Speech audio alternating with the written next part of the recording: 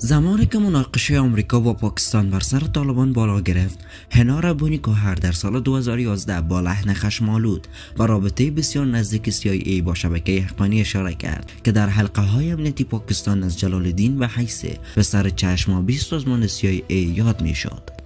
در ماه اقرب سال 1375 گروه طالبان خبری را با هیجان زیاد اعلان کردند: جلال الدین حقانی به طالبان پیوست. جلال الدین حقانی پدر سراج الدین حقانی و انس حقانی بنیادگذار شبکه حقانی است.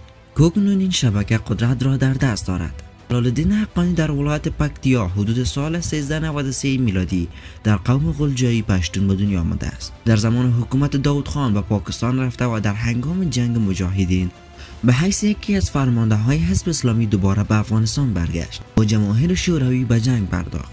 اولین شهری را که به دست مجاهدین افتاد ولایت خوست بود که در سال 1370 توسط حقانی صورت گرفت.